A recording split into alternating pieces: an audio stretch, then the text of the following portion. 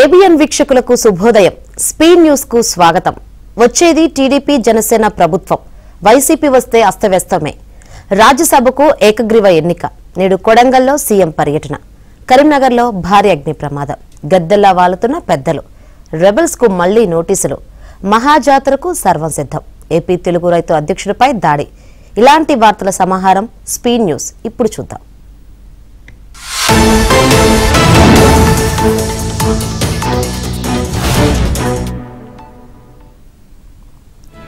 TDP జాతీయ ప్రధాన కార్యదర్శి నారా లోకేష్ కీలక వ్యాఖ్యలు చేశారు. 3 రాజధానుల పేరిట 3 ముక్కలాట ఆడుతున్నారని ధ్వజమెత్తారు. వైసీపీ పాలనపై జనం విసిగెత్తిపోయారని మండిపడ్డారు. ఉత్తరాంధ్రకు పట్టిన దరిద్రం సీఎం జగన్ అని విమర్శించారు. అనకాపల్లి జిల్లా మాడుగుల శంకారామం సభలో లోకేష్ మాట్లాడారు. మరో 2 నెలల్లో టీడీపీ జనసేన ప్రభుత్వం ఏర్పడుతుందన్నారు. విశాఖ ఉక్కు ప్రైవేటీకరణ జరగకుండా చర్యలు చేపడతానని లోకేష్ హామీ ఇచ్చారు. 5 ఏళ్లుగా యువతకు ఉద్యోగ అవకాశాలు లేకపోవడం తగదన్నారు. విశాఖకు పెద్ద ఎత్తున ఐటీ పరిశ్రమలు తీసుకొస్తామన్నారు. పాలిచ్చే ఆవును వదులుకుని తన్నే దున్నపోతును తెచ్చుకున్నామని లోకేష్ ఆవేదన చెందారు. తన్నే దున్నపోతు వైసీపీ ప్రభుత్వం అయితే పాలిచ్చే ఆవు తెలుగుదేశమని ఆయన వివరించారు. మంత్రి బూడి ముత్యాలనాయుడు ఉత్తరాంధ్రకు ఏం చేశారని లోకేష్ ప్రశ్నించారు. 5 ఏళ్లలో ఒక్కచోటైనా రోడ్డు వేశారా అని నిలదీశారు. ఒక్క గుంతైన పూడ్చారా అని ప్రశ్నించారు. వైసీపీ ప్రభుత్వంలో అభివృద్ధి తక్కువ, అవినీతి ఎక్కువ అని తరహాలో జగన్మోహన్ రెడ్డి పాలన సాగిందన్నారు. వైసీపీ నేతలు ఇష్టం వచ్చినట్లు దోచుకోవడమే పనిగా పెట్టుకున్నారని ఆక్షేపించారు. టీడీపీ జనసేనను గెలిపించాలని లోకేష్ విజ్ఞప్తి చేశారు. తాము అధికారంలోకి వస్తే అభివృద్ధి ఏంటో చూపిస్తామన్నారు. సీనియర్లు జూనియర్లను గౌరవిస్తామని, పనిచేసే వాళ్లనే ప్రోత్సహిస్తామని లోకేష్ వివరించారు.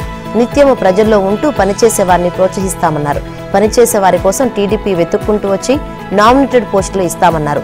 బాబు సూపర్ 6 కార్యక్రమాన్ని అందరూ జయప్రదం చేయాలని లోకేష్ విజ్ఞప్తి చేశారు. ఏపీ హైకోర్టు కీలక వ్యాఖ్యలు చేసింది. నిబంధనలకు విరుద్ధంగా డిఎస్సి నోటిఫికేషన్ ఎలా ఇస్తారని ప్రశ్నించారు. ఎస్జీటీ పోస్టులకు బిఎడ్ అభ్యర్థులను అనుమతించడాన్ని హైకోర్టు తప్పుపట్టింది. అద్దంకి వాసి బొల్లా సురేష్ మరికొందరు దాఖలు చేసిన పిటిషన్లపై హైకోర్టు విచారణ జరిపింది. ఎస్జీటీ పోస్టులకు బిఎడ్ అభ్యర్థులను అనుమతించడం సుప్రీంకోర్టు నిబంధనలకు విరుద్ధమని పిటిషనర్ తరపు న్యాయవాది వాదనలు వినిపించారు. రాష్ట్ర ప్రభుత్వ నిర్ణయంతో డిఎడ్ అభ్యర్థులు తీవ్రంగా నష్టపోతున్నారని కోర్టుకు తెలిపారు. ఎన్సీఈటీ నిబంధనలకు పూర్తి వ్యతిరేకంగా ఉందన్నారు. రాష్ట్ర ప్రభుత్వమే ఖాళీల భర్తీ ప్రక్రియ చేపట్టిందన్నారు. ఎస్జీటీ అభ్యర్థులు తక్కువగా ఉన్న కారణంగానే బిఎడ్ అభ్యర్థులను అనుమతించాల్సి వస్తుందని ప్రభుత్వ తరపు అడ్వకేట్ జనరల్ శ్రీరామ్ వాదనలు వినిపించారు. అర్హత సాధించిన బిఎడ్ అభ్యర్థులు 2 ఏళ్ల బ్రిడ్జ్ కోర్సు చేసిన తర్వాత బోధనకు అనుమతిస్తామన్నారు. సుప్రీంకోర్టు నిబంధనలకు వ్యతిరేకంగా నోటిఫికేషన్ ఎలా ఇస్తారు? బ్రిడ్జ్ కోర్సుకి చట్టబద్ధత ఏముందని ఏజీని న్యాయస్థానం ప్రశ్నించింది. తక్షణమే నోటిఫికేషన్ నిలుపుదల చేస్తామంటూ ఉత్తర్వులిచ్చేందుకు ధర్మాసనం సిద్ధపడింది. ప్రభుత్వ వివరణ తీసుకునేందుకు ఒక్కరోజు సమయం కావాలని ఏజీ కోర్టును అభ్యర్థించారు. ఫిబ్రవరి 23 నుంచి హాల్ టికెట్లు ఇచ్చే ప్రక్రియ కొనసాగుతుందని పిటిషనర్ తరపు న్యాయవాది కోర్టు దృష్టికి తీసుకొచ్చారు.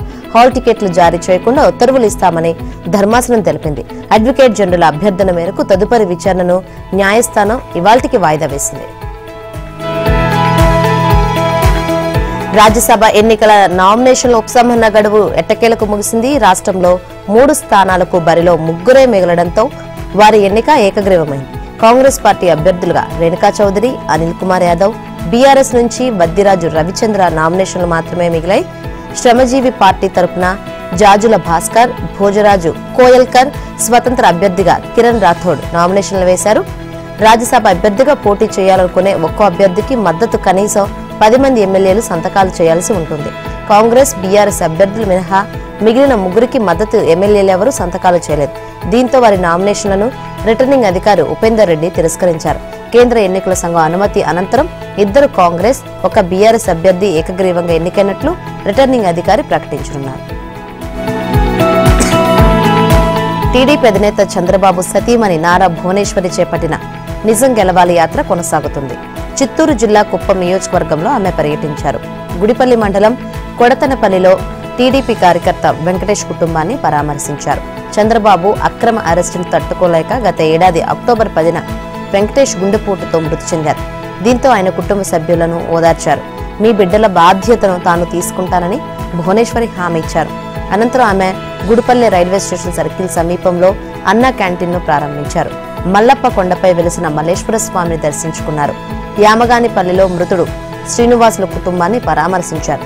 ఆయన కుటుంబానికి 3 లక్షల చెక్కును అందజేశారు. పార్టీ తరపున వారికి అండగా ఉంటామని భరోసా ఇచ్చారు. వెంకటేష్ 3 పిల్లలను ఎన్టీఆర్ ట్రస్ట్ ఆధ్వర్యంలో చదివించనున్నట్లు ఆమె ప్రకటించారు. కుప్పంలో నారా భువనేశ్వర్ విస్తృతంగా పర్యటించారు. చంద్రబాబు వ్యక్తిగత కార్యదర్శి పి మనోహర్ ఇంటికి వెళ్లి ఆయన్ను పరామర్శించారు. అనంతరం కుప్పం మున్సిపాలిటీ 3వ వార్డులోని చర్చికు వెళ్లి ప్రార్థనలు చేశారు. తెలుగుదేశం పార్టీతో పొత్తు రాష్ట్రానికి చాలా అవసరమని జనసేన అధినేత పవన్ కళ్యాణ్ వ్యాఖ్యానించారు.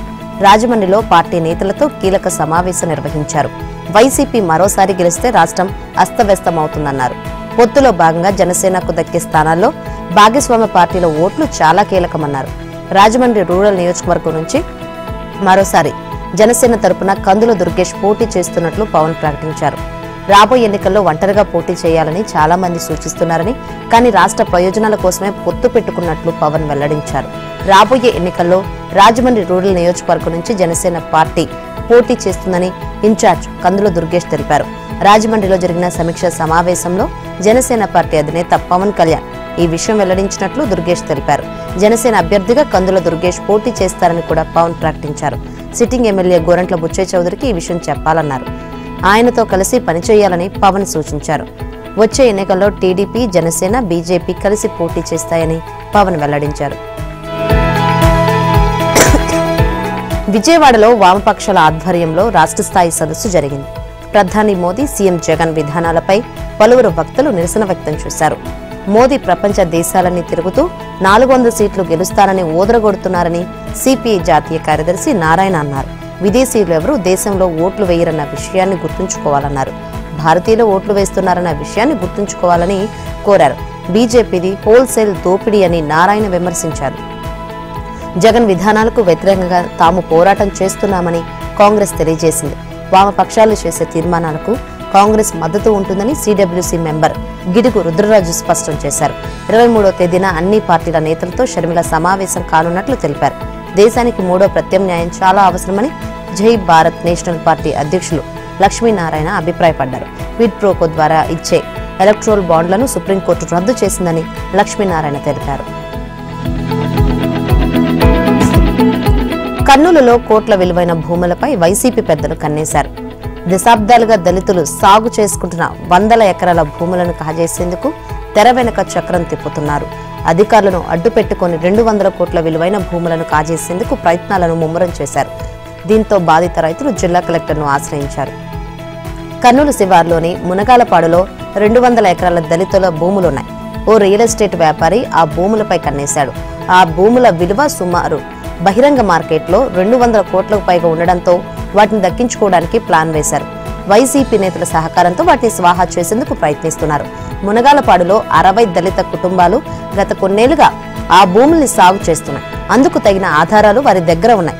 పలువురికి పట్టాలు కూడా ఉన్నాయి. అయితే రికార్డులో మాత్రం ప్రభుత్వ భూములుగా ఉండడంతో వైసీపీ నేతలు వాటిపై కన్నేశారు. ఈ భూములకు సమీపంలోనే హైవే ఏర్పాటు కావడంతో భూముల విలువ అమాంతంగా పెరిగింది. బహిరంగ మార్కెట్లో ఎకరం భూమి విలువ ₹1,00,00,000 పైగా పలుకుతుంది. కర్నూలుకు కూతవేటు దూరంలోనే ఉన్నందున వాణిజ్య అవసరాలకు కీలకంగా ఈ ప్రాంతం మారింది. ఈ భూముల్లో ఫిలిం సిటీ ఏర్పాటు చేసి పర్యాటక ప్రాంతంగా పారిస్తే కోట్లలో ఆదాయం వస్తుందని రియల్టర్లు భావిస్తున్నారు. ఆ భూమిని సేకరించి ఫిలిం సిటీ ప్రాజెక్టులో భాగస్వామ్యం తీసుకునేలా వైసీపీ నేత ఒప్పందాలు చేసుకున్నారు. దీంతో దళితులను ఆ భూముల నుంచి ఖాళీ చేయాలని ఒత్తిడి చేస్తున్నారు. ఆ భూముల్లో పంటలు సాగు చేయవద్దని బెదిరిస్తున్నారు. సాగు చేస్తే ప్రొక్లైన్తో పంటలను తవ్వేస్తామని హెచ్చరిస్తున్నారు.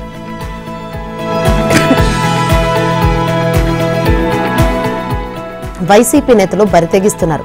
జర్నలిస్టులపై దాడులు సాగిస్తున్నారు. రాప్తాడు ఘటన మరవక ముందే కర్నూలు సంఘటన జరగడంతో జర్నలిస్టులు నివ్వెరపోతున్నారు. కర్నూలు జిల్లా పత్తికొండ నియోజకవర్గం మద్దికెరలో వైసీపీ నేతలు మరో దాడికి యత్నించారు. ఆంధ్రజ్యోతి విలేకరి వీరశేఖర్పై హత్యాయత్నానికి వైసీపీ ముఖ్యులు ప్రయత్నించారు. సకాలంలో తోటి విలేకరులు అడ్డుకోవడంతో పెద్ద ప్రమాదమే తప్పింది. పత్తికొండ ఎమ్మెల్యే శ్రీదేవి ఒక శంకుస్థాపనకు వచ్చిన సమయంలో ఈ ఘటన జరిగింది. కవరేజ్కు వెళ్లిన విలేకరిపై వైసీపీ మూకలు ప్రయత్నించాయి. దాడిని ఖండించిన ఏపీ యూడబ్ల్యూజే నేతలు ఇలాంటి దాడులు ఆపాలని డిమాండ్ చేస్తున్నారు. తిరుగుబాటు ఎమ్మెల్యేలకు స్పీకర్ మళ్లీ నోటీసులు జారీ చేశారు. రెబల్స్ పై అనర్హత వేటు వేయడానికి స్పీకర్ బాబులు కదుపుతున్నారు. మంగళగిరి ఎమ్మెల్యే ఆళ్ల రామకృష్ణారెడ్డి మళ్లీ వైసీపీ శిబిరంలో ప్రత్యక్షమయ్యారు. సీఎం జగన్ను ధిక్కరించి వెళ్లిన ఆళ్ల 2 నెలలు కూడా తిరగకముందే తాడేపల్లి ప్యాలెస్ కు చేరుకున్నారు. ఆళ్ల చేరికతో రాజకీయ వర్గాలను కలవరపరుస్తోంది. తనను కాదని బీసీ అభ్యర్థికి టికెట్ ఇవ్వడంపై అలిగిన ఆళ్ల రామకృష్ణారెడ్డి వైసీపీకి బై చెప్పారు. అర్ధరాత్రి మంతనాలతో తాడేపల్లి ప్యాలెస్ కు వచ్చి నేరుగా సీఎంను కలిశారు. జగన్తో ఆర్కే కాళ్ల బేరానికి వచ్చారని వైసీపీ నేతలే భావిస్తున్నారు. ఏపీ పీసీసీ అధ్యక్షురాలుగా వైఎస్ షర్మిల పదవీ బాధ్యతలు స్వీకరించిన రోజునే ఆళ్ల కాంగ్రెస్ లో చేరారు.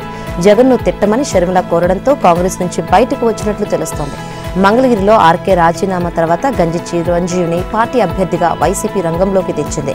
నారా లోకేష్ పై వైసీపీ అభ్యర్థిగా బీసీని రంగంలోకి దించామని వైసీపీ నేతలు చెబుతున్నారు.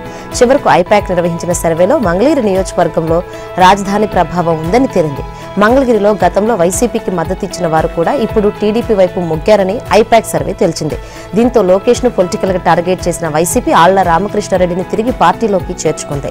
వైసీపీ ఎంపీలు విజయసాయిరెడ్డి, ఆళ్ల అయోధ్య రామిరెడ్డి ఆర్కేతో చర్చలు జరిపారు. అధికారంలోకి వచ్చిన వెంటనే తగిన ప్రాధాన్యం కలిగిస్తామని హామీ ఇచ్చారు. దీంతో మనసు మార్చుకున్న ఆర్కేను విజయసాయిరెడ్డి స్వయంగా ముఖ్యమంత్రి వద్దకు తీసుకెళ్లారు. మంగళగిరిలో అభ్యర్థి ఎవరైనా బేషరతుగా పనిచేస్తానని జగన్ కు చెప్పినట్లు ఆర్కే వెల్లడించారు.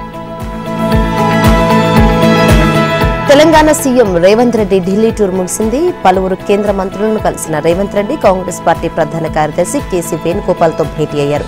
పార్లమెంటు ఎన్నికల నేపథ్యంలో ఎంపీ అభ్యర్థుల ఎంపిక, నామినేటెడ్ పోస్టుల భర్తీ, ఎన్నికల వ్యూహాలు, 6 గ్యారంటీల అమలుపై చర్చించినట్లు సమాచారం. భేటీ అనంతరం ఢిల్లీ నుంచి ప్రత్యేక విమానంలో హైదరాబాద్ బయలుదేరారు. సీఎం రేవంత్ వెంట డిప్యూటీ సీఎం భట్టి విక్రమార్క, మంత్రి కోమటిరెడ్డి వెంకటరెడ్డి ఉన్నారు.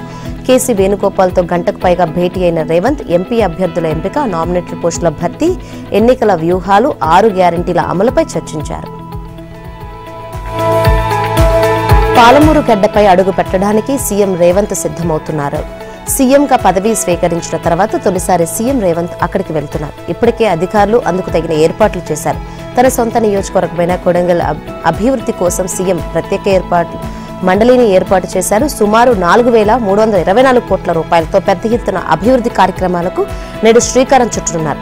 ఇందుకు గాను అటు అధికారులు ఇటు అధికార పార్టీ నాయకులు పోటాపోటీగా భారీ ఏర్పాట్లు చేస్తున్నారు. రాష్ట్రంలో నిర్లక్ష్యానికి గురైన కొడంగల్ అభివృద్ధిపై సీఎం రేవంత్ తాజాగా ఫోకస్ పెట్టారు. అందులో భాగంగానే కొడంగల్ ప్రాంత అభివృద్ధి మండలి పేరుతో ప్రత్యేక మండలి ఏర్పాటు చేశారు. ఒక మెడికల్ కళాశాల, ఓ ఇంజనీరింగ్ కళాశాలతో పాటు నర్సింగ్, ఫిజియోథెరపీ, మహిళా డిగ్రీ కళాశాలలు కూడా ఏర్పాటు చేసేందుకు ఉత్తర్వులు జారీ చేశారు.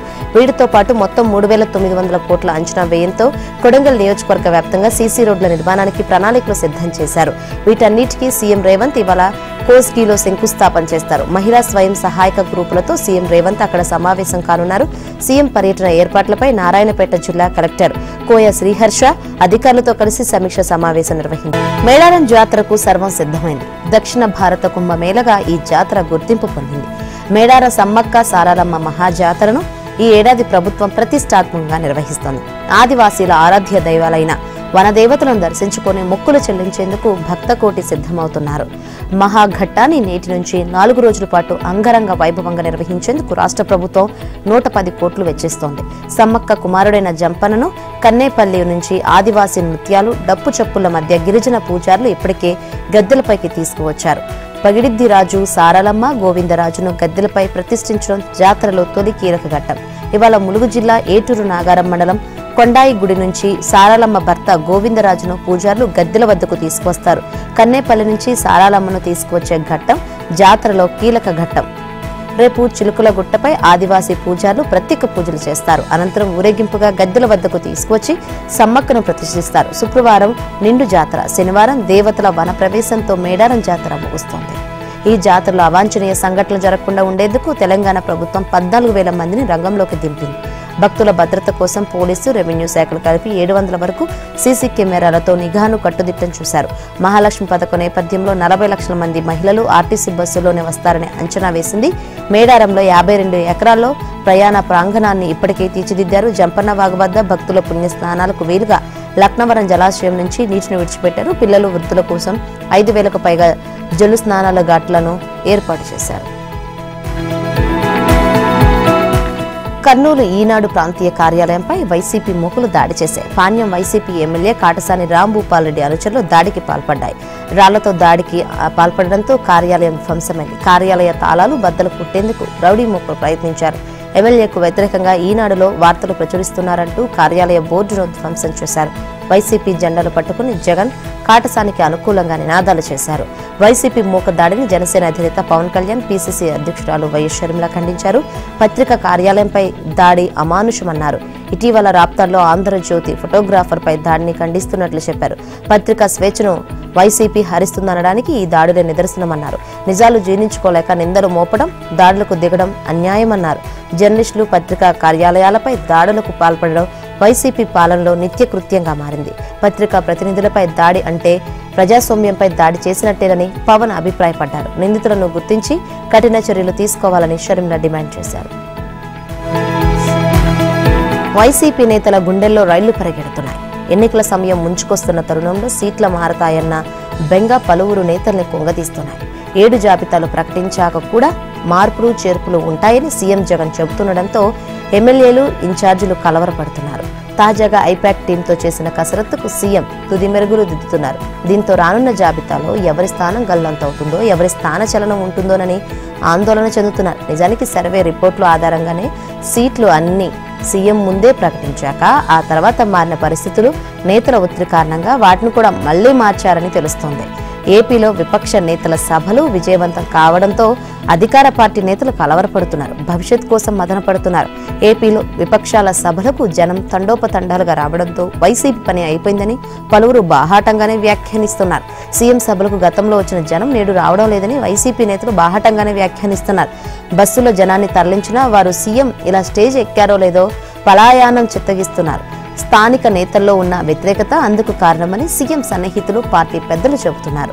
ఇప్పటికే ఇన్ఛార్జీల రిపోర్టులపై సీఎం జగన్ ప్రత్యేక ఫోకస్ పెట్టారు. ఇప్పటికే వివిధ జాబితాల ద్వారా 60 మంది ఎమ్మెల్యేలను, 14 మంది ఎంపీలను ప్రకటించిన జగన్ మిగిలిన వారి విషయంలో ఆచితూచి వ్యవహరిస్తున్నారు.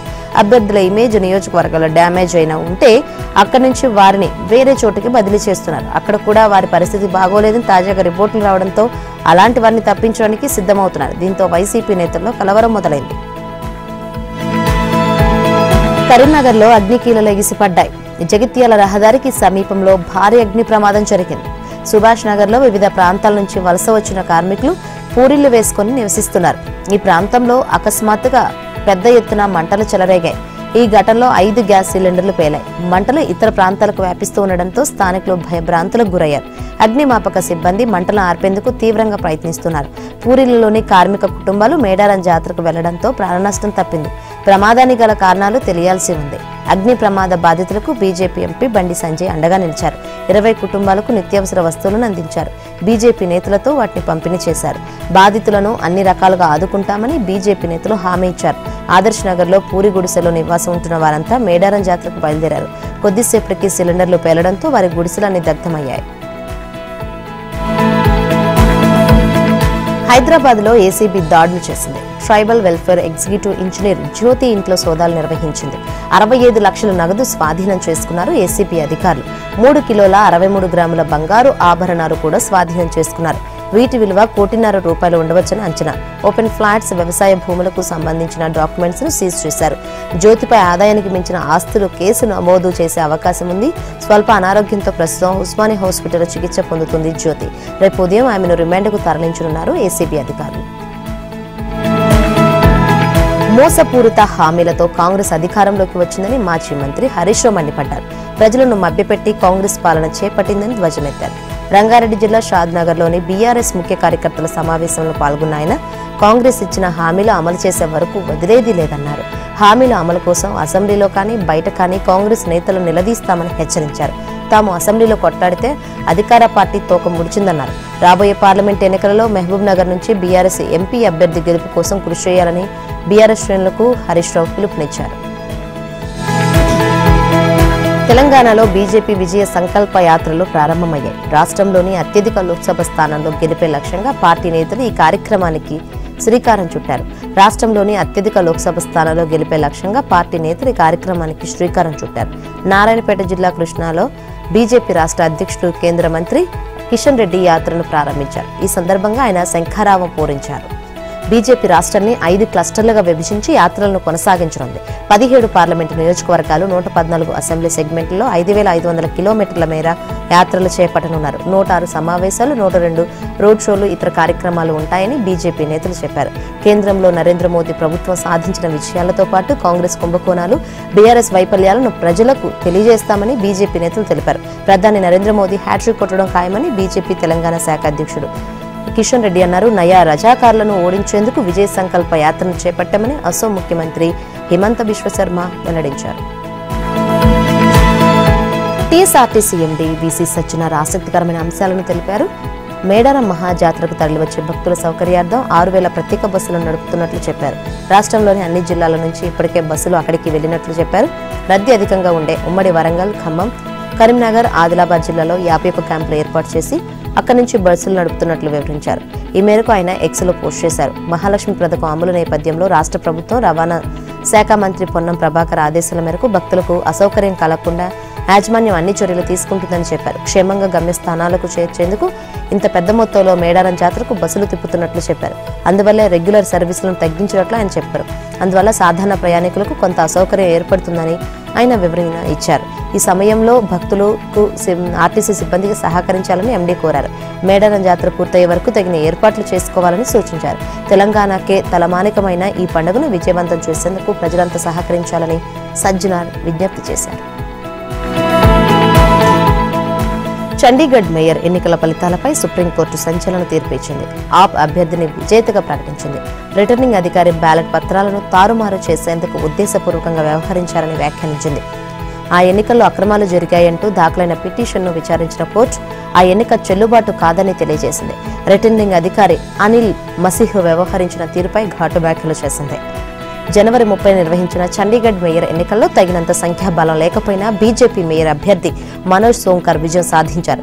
మెజారిటీ అవసరమైన కౌన్సిలర్ల బలం ఉన్నప్పటికీ ఆప్ కాంగ్రెస్ కూటమి అభ్యర్థి కుల్దీప్ కుమార్ ఓటమి పాలయ్యారు. ఎన్నికల్లో పట్టపగలే మోసం జరిగిందని ఢిల్లీ సీఎం అరవింద్ కేజ్రీవాల్ విమర్శించారు. ఎన్నికల అధికారి బ్యాలెట్ పత్రాలపై పెన్తో ఏదో రాసి వాటిలో కొన్నిటిని చెల్లకుండా చేశారని కాంగ్రెస్, ఆప్లు ఆరోపించాయి. ఆప్ కౌన్సిలర్ వేసిన పిటిషన్ను విచారించిన భారత ప్రధాన న్యాయమూర్తి justice DY Chandrachud, justice JB Pardiwala, justice Manoj మిశ్రాల ధర్మాసనం ఈ తీర్పు ఇచ్చింది. దేశంలో వ్యవస్థలను అడ్డుపెట్టుకుని బీజేపీ రాజకీయం చేస్తుందని రాహుల్ గాంధీ ఆరోపించారు. యూపీలోని అమేథీలో నిర్వహించిన భారత్ జోడో న్యాయ యాత్రలో రాహుల్ గాంధీ పాల్గొన్నారు. బీజేపీ ప్రభుత్వంపై విమర్శలు గుప్పించారు. దేశ సంపద మొత్తం అదానీ చేతుల్లోకి వెళ్లిపోయిందన్నారు. అమిత్ షా, సీబీఐ, ఈడీలను చెప్పు చేతుల్లో పెట్టుకుని రాజకీయం చేస్తున్నారని ఆరోపించారు. కాంగ్రెస్ అధికారంలోకి రాగానే ప్రజాపాలన నిర్వహిస్తామని రాహుల్ హామీ ఇచ్చారు. క్రికెట్ పండుగ స్కెడ్యూల్ విడుదలైంది. ఈ ఏడాది అనూహ్యంగా ఐపీఎల్ 2 సీజన్లు జరగనున్నట్లు నిర్వాహకులు వెల్లడించారు. లోక్సభతో పాటు 5 రాష్ట్రాల అసెంబ్లీ ఎన్నికలను దృష్టిలో పెట్టుకుని ఈ ఏడాది ఐపీఎల్ను 2 దేశాల్లో నిర్వహించడానికి ఏర్పాట్లు సిద్ధం చేశారు. మార్చి 22 నుంచి తొలి దేశ ఐపీఎల్ పోటీలకు సంబంధించిన స్కెడ్యూల్ విడుదల చేశారు. ఎన్నికల స్కెడ్యూల్ అనంతరం 2వ సీజన్ స్కెడ్యూల్ వస్తుందని ఐపీఎల్ నిర్వాహకులు తెలిపారు. ఐపీఎల్ సీజన్ 2024 పై కీలక ప్రకటన వచ్చింది. మార్చి 22 నుంచి ఐపీఎల్ లీగ్ 2024 ప్రారంభం కానుంది. ఈ లీగ్ మొత్తం భారత్లోనే జరగనుంది. అయితే సార్వత్రిక ఎన్నికల నేపథ్యంలో సీజన్ 2024 2 దశలుగా జరగనుంది. ఐపీఎల్ వివరాలను చైర్మన్ అరుణ్ వెల్లడి